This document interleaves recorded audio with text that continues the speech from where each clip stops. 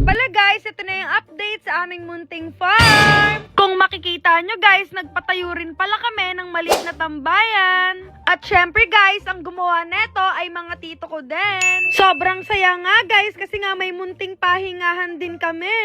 Syempre, hindi mawawala tong pagkain na pagsasalu-saluhan namin. Ang favorite ni Boss G, sinigang. At syempre, habang gumagawa yung mga tito ko, nandito rin yung mga supportive kong tita. Tamang nood lang. At syempre guys, sa sobrang dami naming magpapamilya, nagluto na rin kami ng menudo. Ang saya-saya guys kasi ang daming pagkain. Talaga namang busog ka araw-araw. At hindi mo na rin kailangan mamoblema sa mahal ng gasol mga te. Sa mahal ng gas kasi nga, ayan o, magkakahoy ka lang mga te, makakaluto ka na. Si tita nga pala yung nagluluto ng menudo. Kanya-kanyang luto kami guys at pagsasaluhan namin to lahat. At dito naman is spaghetti, favorite ng lahat. Wow. Ayun naman si tita din, nagluluto din siya, di ba? Pasabog.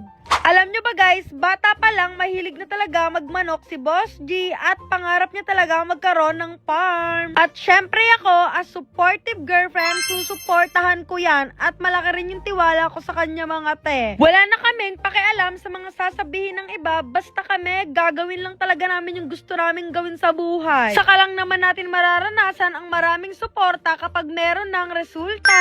Kontento na rin naman kami at masaya kami na sinusuportahan namin yung isa't isa.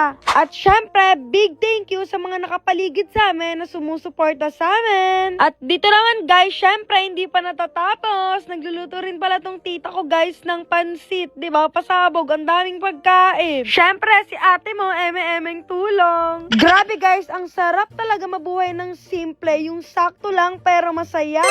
At guys, ayun nga pala yung lolo ko at syempre si Boss G, puro soft drinks na lang talaga yung tao na yan.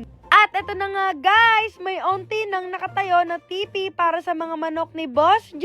Tanghalian na, kaya salo-salo kaming kakain. Grabe guys, sobra talagang sarap tumira sa probinsya. Tapos may 500 million ka sa bangko. Ay, perfect. Malay nyo guys, diba? Manifesting, farming habang may 500 million sa bangko. Contractor yan. Manifesting lang, evil eye sa mga nang i-evil eye, mga visit kayo.